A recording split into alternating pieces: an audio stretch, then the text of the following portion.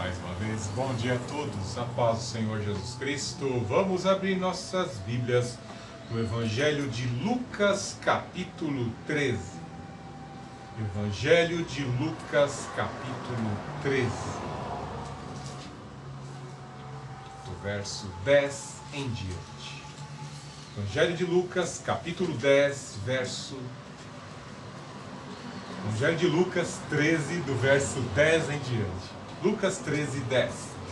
Jesus estava ensinando numa das sinagogas no sábado. E estava ali uma mulher que tinha um espírito que lhe causava uma enfermidade. Já por 18 anos ela andava encurvada e não conseguia endireitar-se de modo algum. Vendo a Jesus, a chamou e lhe disse: mulher, esteja livre da tua enfermidade. Impondo-lhes as mãos, ela se endireitou na mesma hora e passou a glorificar a Deus. Então o chefe da sinagoga, indignado porque Jesus havia curado no sábado, tomando a palavra, disse à multidão: há 6 dias em que se deve trabalhar. Então vinde nesses dias para seres curados, e não no dia de sábado. O Senhor, porém, lhes respondeu: hipócritas, no sábado cada um de vós não desprende da estrebaria o seu boi ou jumento para levá-lo para beber? E esta filha de Abraão, a quem Satanás mantinha preso por 18 anos, não devia ser solta desta prisão no dia de sábado? E dizendo essas palavras, todos os seus adversários ficaram envergonhados, e todo o povo se alegrava por todas as coisas gloriosas que ele fazia. Deus Altíssimo, Deus de amor, Deus de poder, te louvamos, meu Deus, por esta palavra que nos levanta, meu Deus, essa palavra que nos torna de pé, nos põe ereto, milagrosamente. Te louvamos, Senhor, porque estávamos encurvados, estávamos abatidos, estávamos desanimados, estávamos doentes e o Senhor nos curou, o Senhor nos chamou, tocou-nos e restaurou-nos, Pai Santo, das nossas enfermidades. Louvado seja o Senhor Jesus Cristo, pelas tuas pisaduras nós somos sarados, teu castigo nos trouxe a paz. Louvado seja o médico dos médicos, Senhor Jesus Cristo. Vai pondo por terra o reino de Satanás, o reino da religiosidade, da hipocrisia, em nome do Senhor Jesus Cristo. Põe por terra, Pai Santo, toda obra do mal nessa manhã. Ilumina os nossos sentidos, aumenta a nossa percepção da palavra, percepção da tua presença santíssima, ó Santo Consolador. Nos fortalece, nos revigora, nos põe de pé e avançando para o alvo do teu reino, em Cristo Jesus, o nosso Senhor. E assim nessa manhã nós glorificamos o Deus Altíssimo, glorificamos o Senhor Jesus Cristo, glorificamos o Santo Espírito. Quantos não se encontram prostrados muitas vezes, abatidos por uma enfermidade, talvez uma enfermidade semelhante à desta mulher, que há 18 anos estava abatida, prostrada, talvez até já acostumada com a enfermidade. Muitas vezes certas lutas e dificuldades, situações de privação, ou até mesmo de enfermidades, nos fazem a readequarmos o nosso viver. Buscamos até um caráter mais forte para suportar. A palavra de Deus nos ensina nas epístolas a suportarmos as dores, as dificuldades, quando em contraste com os nossos irmãos que estavam sendo mortos e perseguidos pelo Império Romano.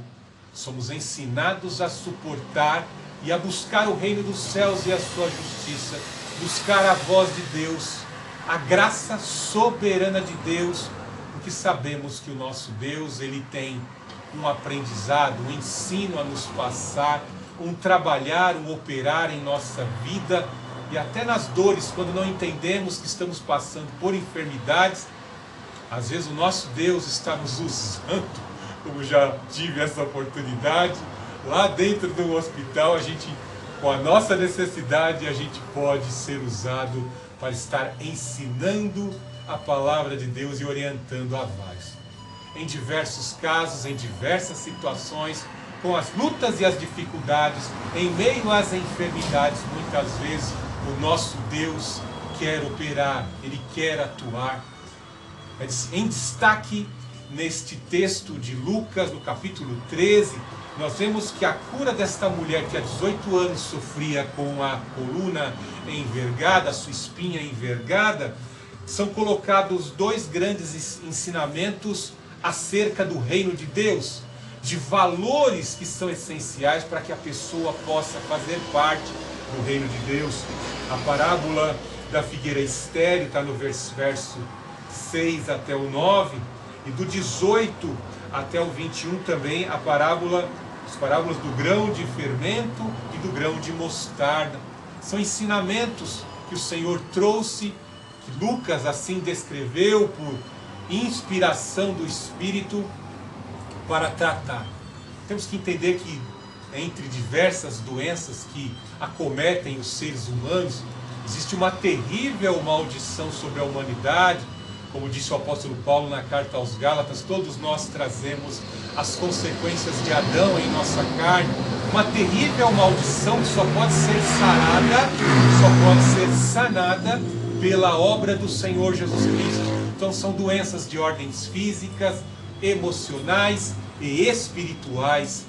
Especificamente no caso dessa mulher aqui, é identificado que era física, pois a sua coluna estava envergada, mas ao mesmo tempo o Senhor Jesus Cristo revela que Satanás a mantinha encurvada. Vemos que Jó estava lá na dispensação patriarcal e, por permissão do soberano Deus, nós vemos que o diabo acomete Jó com diversos furúnculos, diversas chagas, da planta do pé ao couro cabeludo. Então vemos que as enfermidades físicas são consequências, entre aspas, tanto da ação por consequência do pecado, como também por ação demoníaca. Vemos diversas doenças emocionais, frustrações. Muitas vezes, nas vitrines da vida, vemos tantos objetos de tentação, tantos objetos que causam desejo, inflamam o coração das pessoas e tornam as pessoas, às vezes, obstinadas. Uma coisa que eu presto muita atenção hoje, você está perto de um terminal de ônibus, aqui na capital de São Paulo, e geralmente você encontra universidades perto de terminais de ônibus e de metrô, e também academias.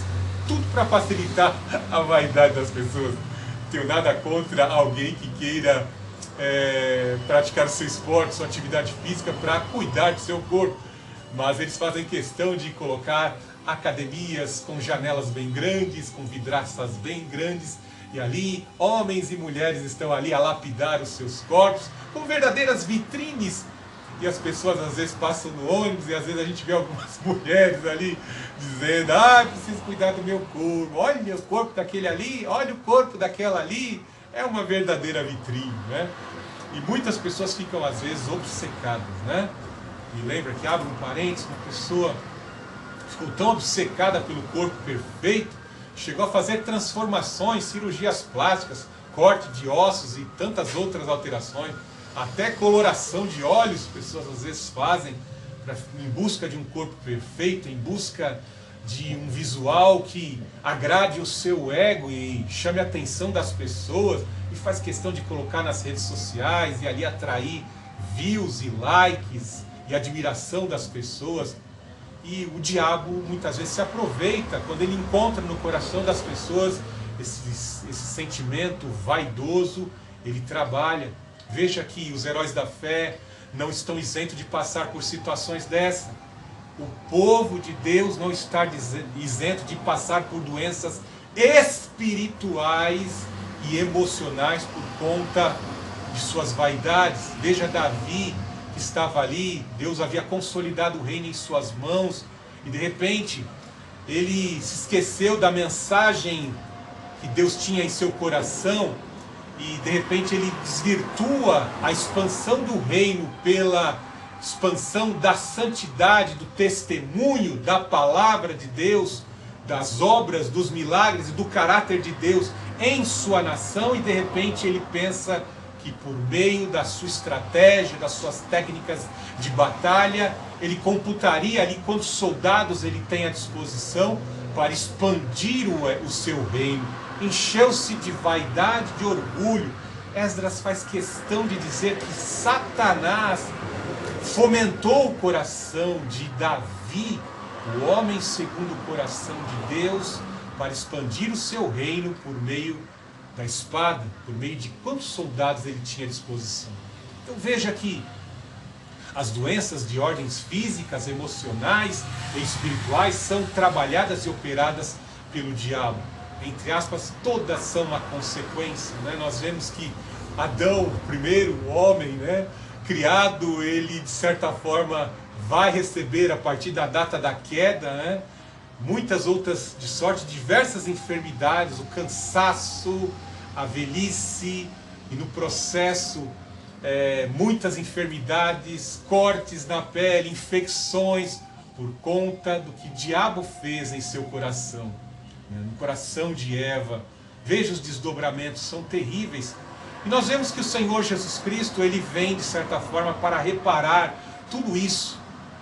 O profeta Isaías tem uma revelação muito profunda quando ele vê, em contraste com a ilustração de um cordeiro sendo levado ao abatedouro, o Senhor Jesus Cristo, o Messias, o próprio Deus, pois somente Deus pode perdoar pecados, somente Deus pode curar, somente Deus pode operar. Ele sabe que as doenças físicas, emocionais e espirituais são curadas somente, perdoadas somente por Deus. E aí o Senhor Jesus Cristo assume essa identidade de cordeiro pascal, de cordeiro bode expiatório, de cordeiro que é levado ao abatedouro para morrer por nossas enfermidades. Este castigo do Filho de Deus nos trouxe a paz. Esse castigo nos trouxe reconciliação. Quando imputamos os nossos pecados confessados sobre esse cordeiro lá, 2000 anos atrás, já pagou pelos nossos pecados confessados. E esse sangue nos purifica e rompe com as maldições físicas, emocionais e espirituais. Pastor Fernando, eu já orei tanto pela cura divina e ainda não recebi. Calma, aguarde, nosso Deus tem um operar, Ele tem um tempo certo, como essa mulher encurvada aqui, de operar a cura e a restauração.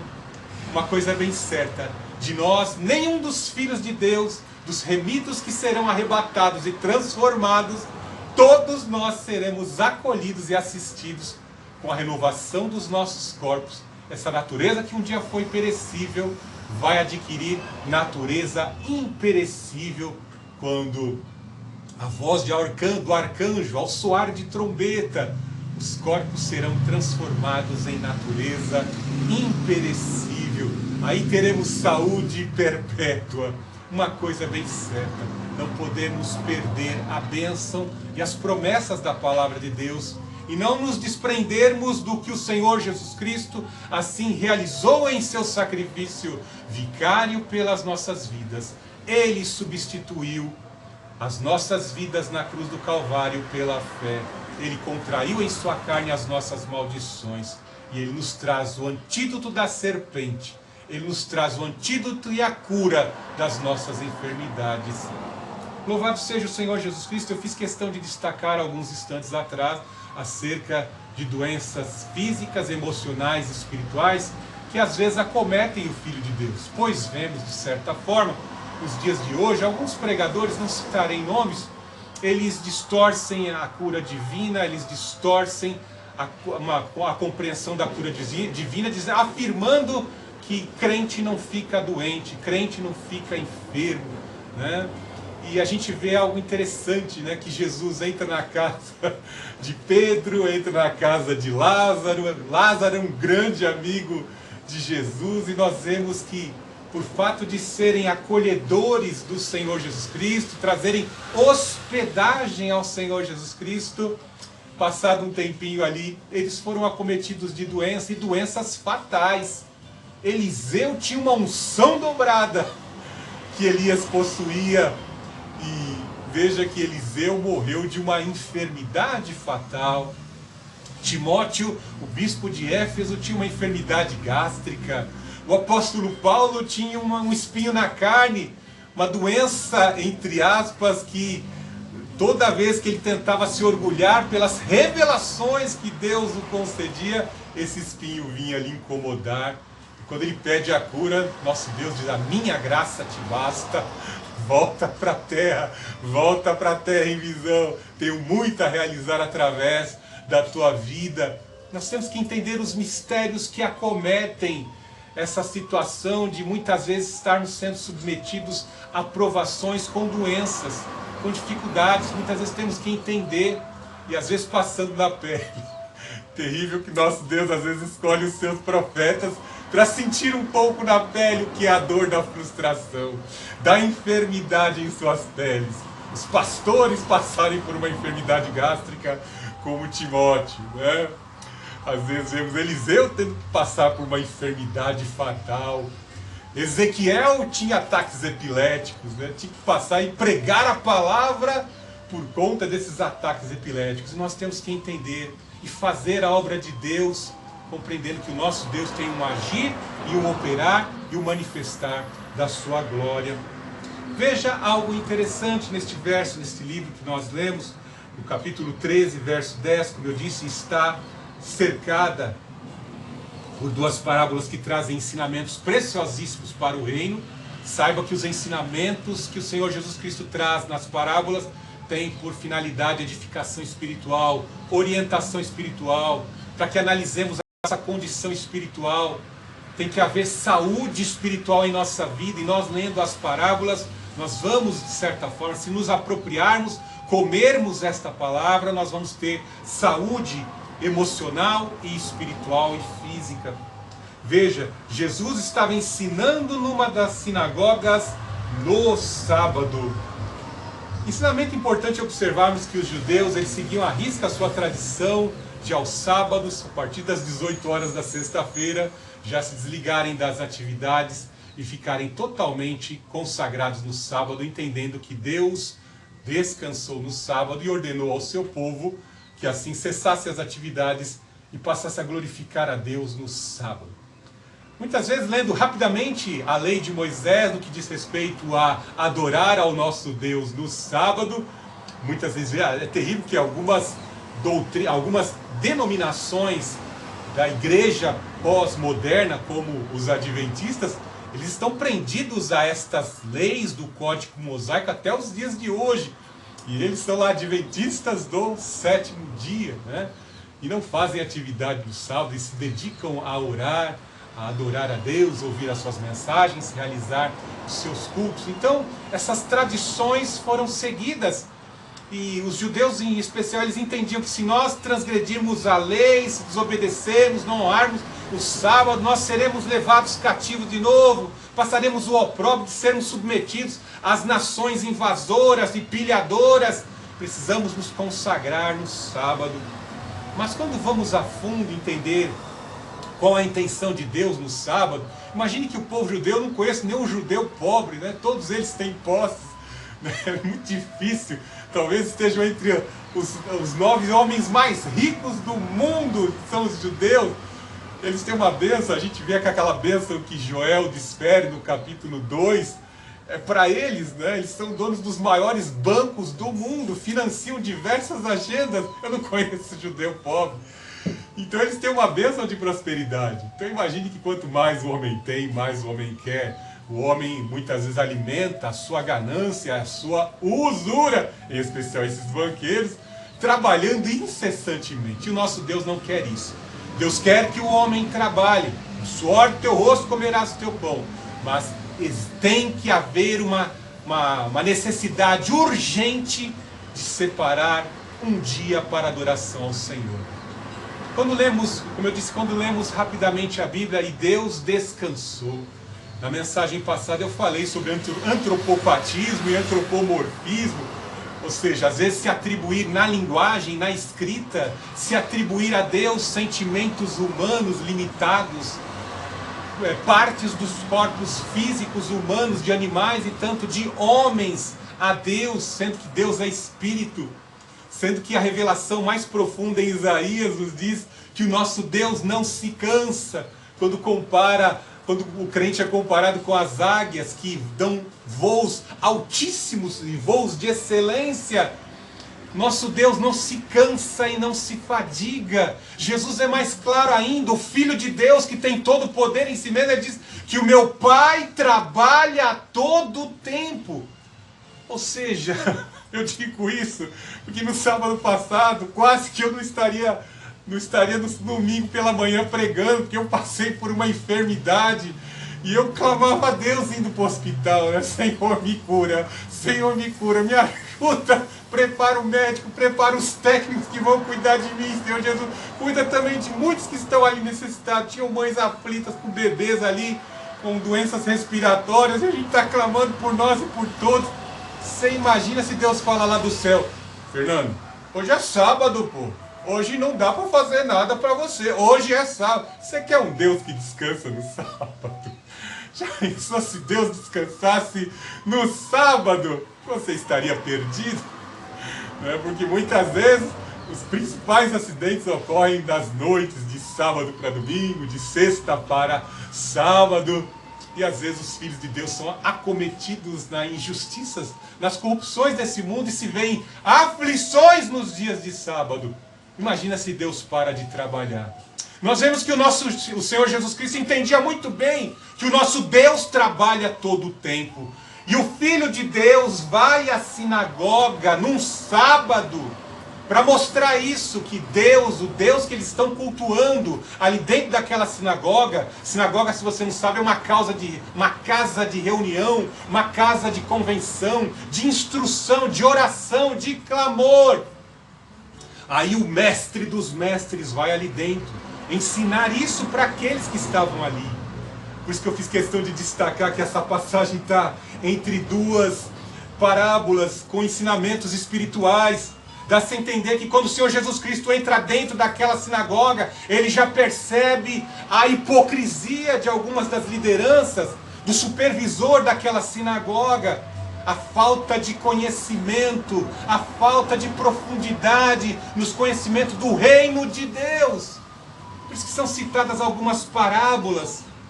Tem até a parábola da porta estreita, do verso 13 e 22 em diante.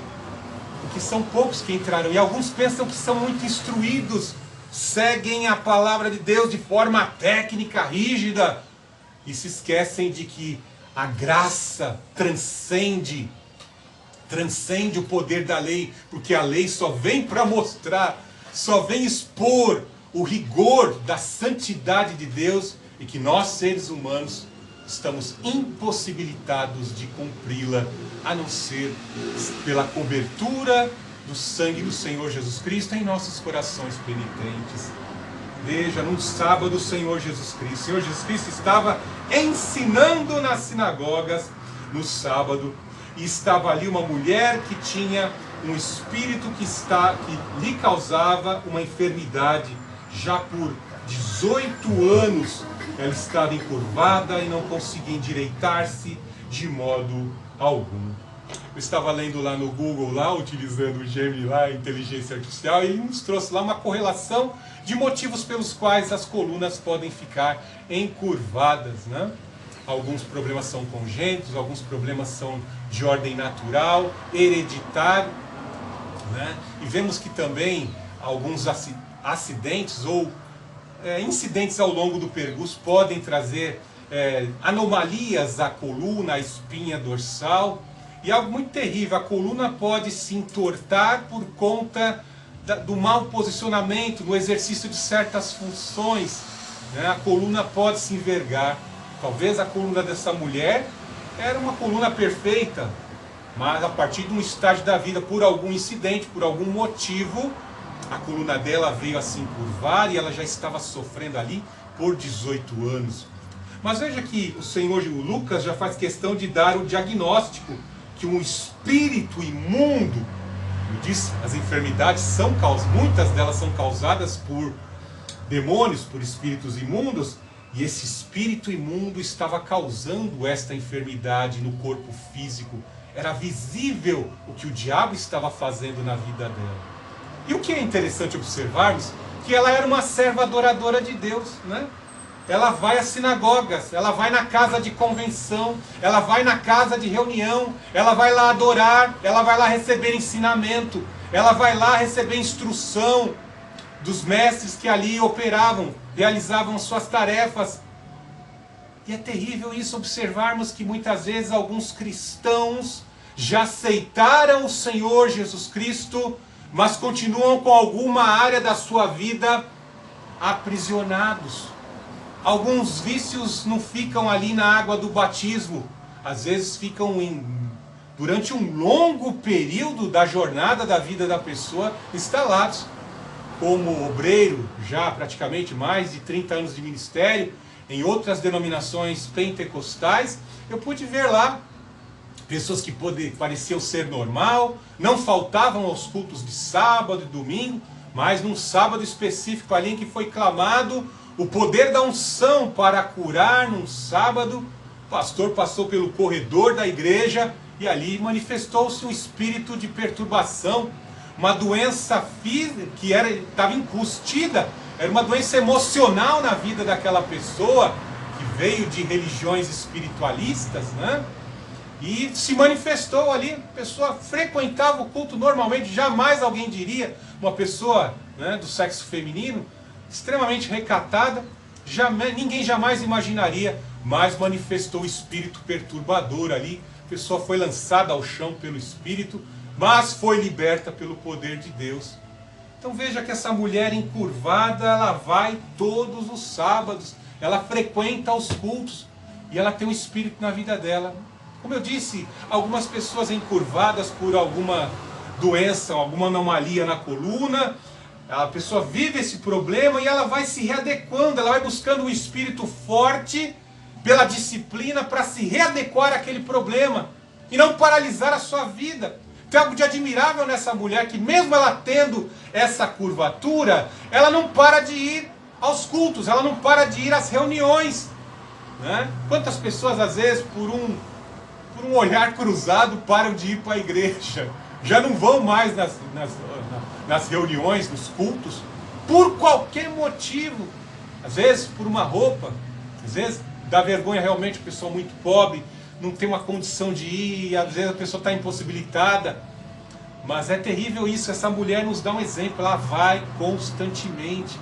Imagine que coisa terrível, né? Eu fico imaginando uma pessoa, eu já vi uma pessoa assim com a coluna muito curvada, a pessoa não consegue nem olhar para o céu, não consegue olhar para o céu, a pessoa está limitada a sempre olhar para o chão. Ou seja, o inimigo dá muita risada de situações como essa, né? Que às vezes, no caso dela aqui, o inimigo, estou curvando ela vai na casa de Deus, mas está curvada, só olha para o chão.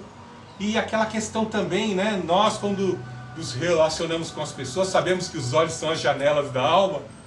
Pelo olhar a gente vai percebendo, vai tendo discernimento do espírito, do caráter da pessoa. E fica difícil para uma pessoa se relacionar, né? Ter uma conectividade com as pessoas, porque ela não consegue olhar nos olhos, ela está sempre curvada, ela tem que empurrar o globo ocular para cima para tentar ver os olhos. É uma situação terribilíssima, os problemas físicos, as dificuldades físicas, as relações físicas com as pessoas, tendo uma enfermidade como essa. Algo terrível, o diabo submetia a isso. Entendemos que muitas vezes a pessoa pode ver, graças a Deus, eu tenho a minha coluna perfeita, eu não tenho esse problema, mas entenda que o diabo proporcionava essa enfermidade física na mulher. E o diabo tem muitas vezes mantido pessoas dentro da congregação abatidas, curvadas. Como eu disse, volto novamente a afirmar, filho de Deus não fica possesso, mas existem áreas da vida da pessoa onde tem pecados não confessados, como a situação de Davi, que por encher-se de orgulho, permite que Satanás use a sua vida. Isso é terrível. Satanás incita o coração de Davi para o senso. Muitos crentes ainda não totalmente libertos estão curvados com a vida cheia de pecados dentro das igrejas. Haja visto, não quero dizer somente isso para os pequeninos, mas veja a liderança. Grandes líderes que têm caído aí, estão conduzindo igrejas, sendo usados pelo Espírito Santo como bruxo Balaão, mas estão com um fardo pesado. A igreja não pode ver, mas estão curvados de tanto pecado, de tanta luxúria, de tanta ostentação, de tanta riqueza, desviado do verdadeiro valor, dos valores do reino, desviado dos valores dessas parábolas que são citadas aqui, do verso 6 ao 9, do 18 ao 21, do 22 em diante. Estão desprovidos dos valores que vão garantir a entrada deles no reino do céu. Pessoas curvadas por uma situação terrível.